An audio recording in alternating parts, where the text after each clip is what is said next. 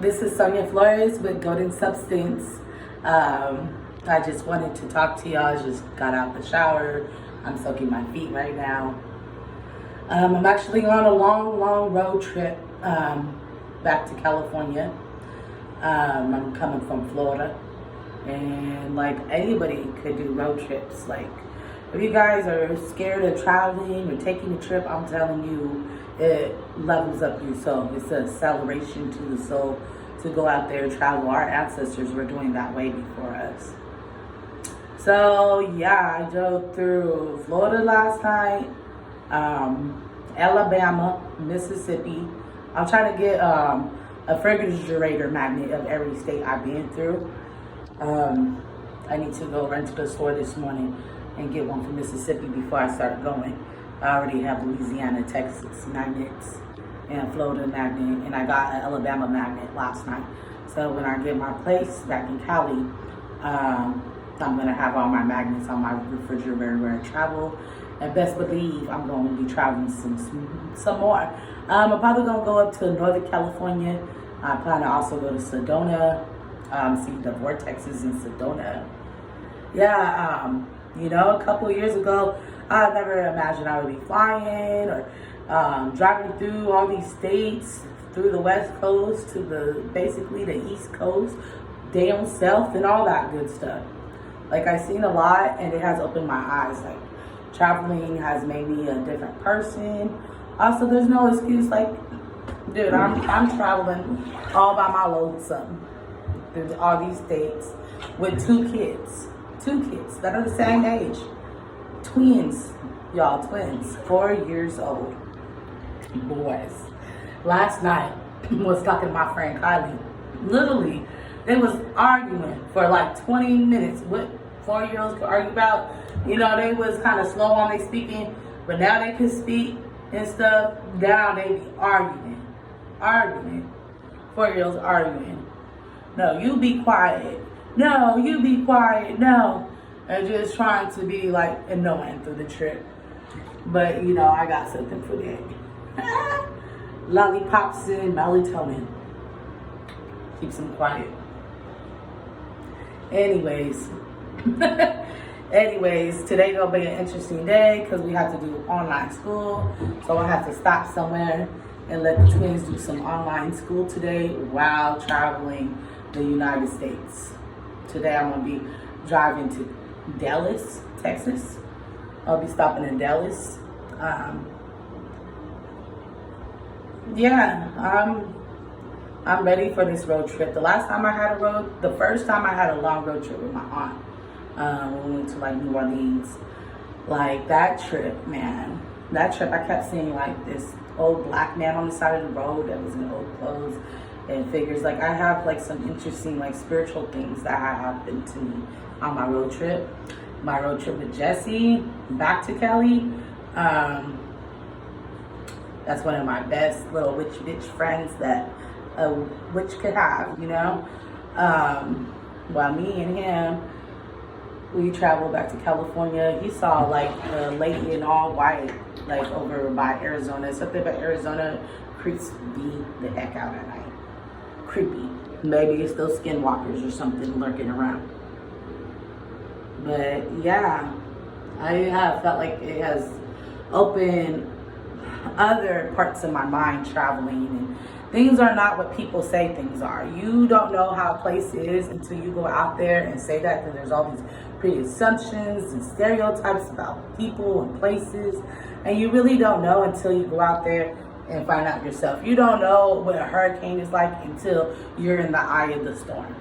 So don't let somebody else tell you that has never experienced it, because what they could be telling you is malarkey. Like straight up BS. So I would say you need to go. If there's somewhere you want to explore, this is a confirmation. Give it a thumbs up. If you're about to explore something new, do some more traveling. Set some new traveling. Have traveling goals. Have family vacations. Like these are the things you're supposed to do. Live your life. We're supposed to see different places. We ain't supposed to be stayed in one place because our consciousness is small. And in a little square box, when you just stay in one place, But the more you travel, the more broad your conscious starts to be. Like traveling, dude, has changed me. It has gave me confidence that I didn't have before. And made me know that I'm almost capable of everything and anything. Traveling is like a good thing. It's like a spiritual thing being on the road. Like I have felt unsafe before traveling. With my friend Jessie, we had like an experience down actually in New Orleans. It wasn't like the first time I went to New Orleans with Auntie. That went very smooth. It was fun. We did some tours. But when I went back with my witch friend, it was like the energy changed. Things were more open, even so there was COVID. It was weird. Like we were walking through the streets and you hear somebody suck a dick, bitch, or something real crazy. And then you walk to the next street and the same person saying, people was growling at us like they had demons in them. I was like, ooh, let's hurry up and get out of here and smoke a blunt in front of the most honest hotel in America. So we decided to do that. And in front of there, like tours were happening. They were leaving. All of a sudden it was just me, Jessie, the blunt, and some weirdo sitting in a wheelchair across. Yeah, people, homeless people sleep on the corners in New Orleans. You know, they do that from where I'm from too, in San Diego, California. But the difference is, this was one of the most haunted places where slavery torture, you know, from American Horror Story, that one white lady that came on the Titanic. Remember how she was the bad witch and she was torturing people doing experiments? All that stuff was true. Even the axe murder I found out was true in New Orleans. Even where C-sections come from, a serial killer that was a dash doctor, you know, because some of these doctors be psychopaths, especially back in the day.